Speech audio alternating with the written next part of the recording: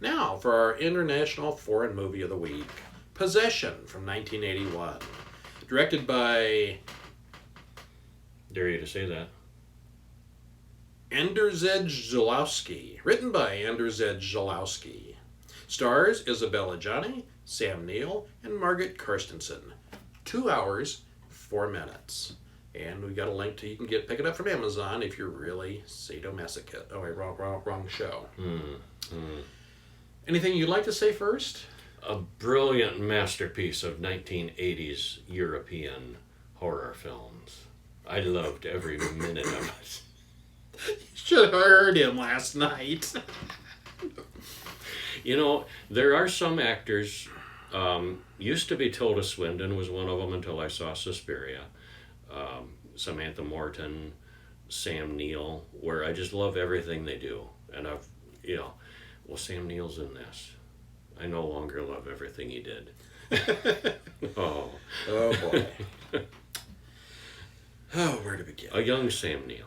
Yeah. Very young, 81, yeah. Yeah. Was this before or after The Omen 3? Probably after. After. I thought it was before. Maybe. Yeah, it was before. Yeah. Mark comes home from a secret work trip to his home in West Germany in 1981 to find that his wife Anna wants a divorce. When he asks why, she says, I don't know. Mark finds a postcard in the apartment with a romantic note on it from Heinrich. She admits to him that yes, there is another man. After a few weeks, change scenes. After a few weeks, Mark has gone a little bit insane. He's having some sort of fit in his apartment. His apartment's all torn up. He hasn't shaved in 3 weeks. He seems to be having seizures. Oh, I don't know why. He's just really, really drunk, and he's really... Well, it's like they so overacted in this. You say she, you just said she says she doesn't know why. She didn't say it like that. She said, I don't know why.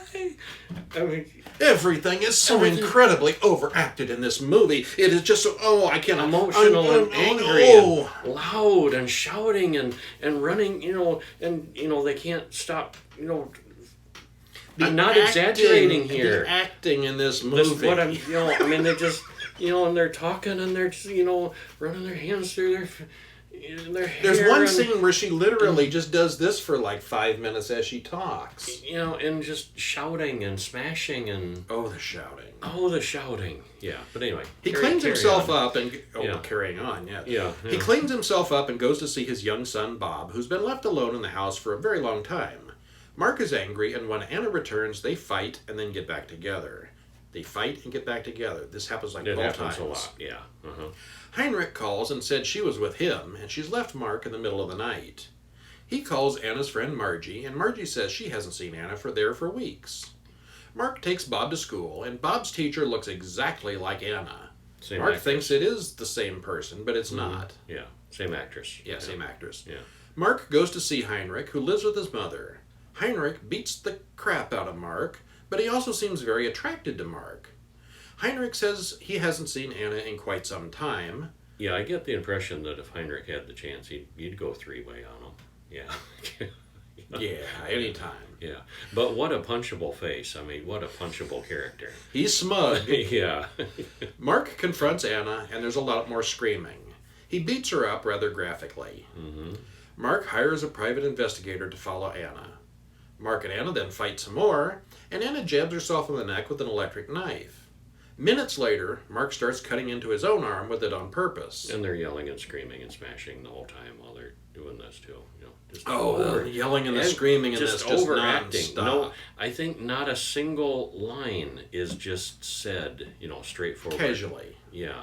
It's all dramatic. Even when he's going to hire the private detective, did you notice he's all fidgety and spinny in his chair? And there's no quiet scenes in this movie. Yeah, it's exhausting. The detective follows Anna to her apartment, and she acts insane when he comes inside. He sees a slimy thing on the wall, and Anna kills the detective. Heinrich then shows up at Mark's place, and he's high on mushrooms, literally bouncing off the walls. Yeah, I had never seen anybody bounce off the walls. It's like he huffed a whole can of spray paint before he got there or something. But, I think it was mushrooms. He mentioned mushrooms later. Yeah, and he was tripping. Oh, yeah. Yeah. So again, you got a scene, he's having a conversation, but he's literally rolling around on the walls in the hallway and down the river. That was one of the better scenes in the movie, really. Well, Mark then sleeps with the teacher, and he doesn't seem to care what happens to Anna after that.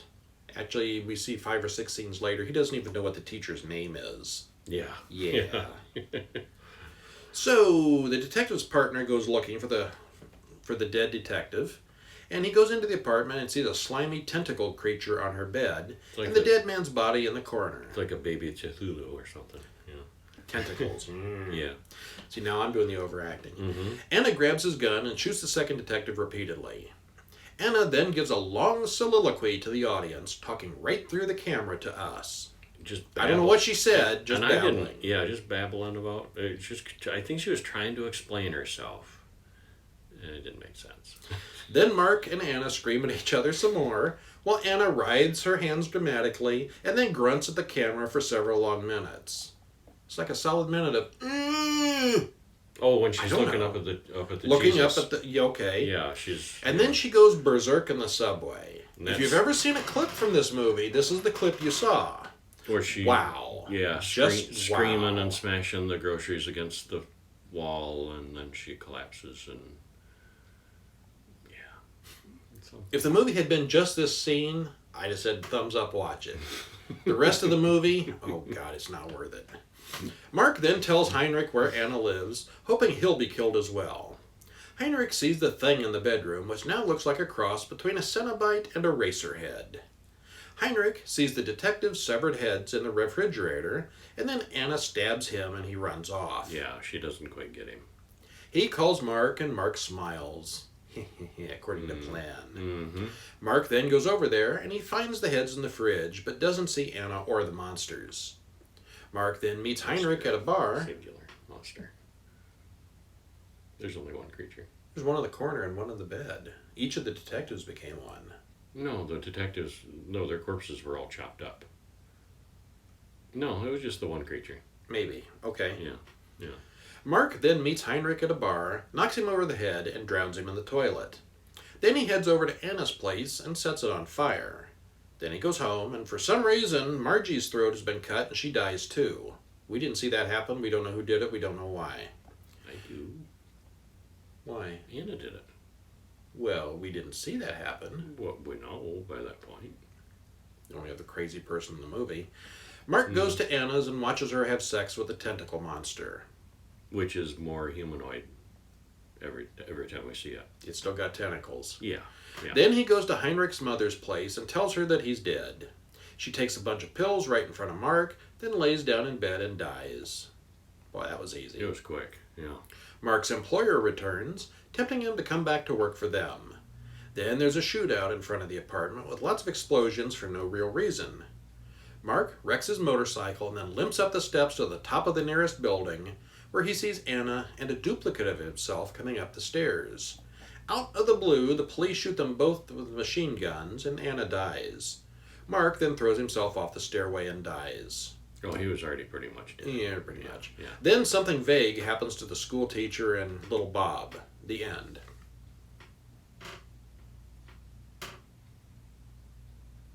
Speak. Well, you're not using your hands enough. You're not acting. Basically, it was very Hellraiser-ish. Every time she sacrificed or killed the creature, that demon, whatever it was, it got bigger or stronger and more human. More manifested in the real world until it became a duplicate of Mark, and that's what that was at the end. Oh. That was the creature fully formed. And I thought it was his imagination. No, Marge was another sacrifice that the creature demanded. Every time sex or death made it more real, and that's how it ended up. And Bob, the kid, was kind of onto it, but the duplicate of Mark comes to the door at the end, and like, let me in. And the teacher's like, no. Well, teacher's yeah, but Bob's like, no, I don't want to know. Don't let him in. Don't let it in. The movie has been described as a surreal version of a mental breakdown. I'll go with that. Okay. If I wasn't reviewing this movie, I'd have turned it off 15 minutes in. Then again at 30 minutes. After 40 minutes, I was at the "you guys don't pay me enough to watch" stage. Then the screaming and raving slowed down for a bit. Then there was the infamous subway scene, and I was back to walking out again. Still, I had to keep watching because I didn't want to be the one to give up on this turd first. You know, We were on a roller coaster to hell, and I was daring Kevin to quit first. I have a We quote. both lost. I quote myself here. Oh, for sake, there's still almost an hour to go. I remember that part. I said that. Well, I was like that. I wrote an hour that and down 45 because I minutes thought to that go. would be amusing for you to hear.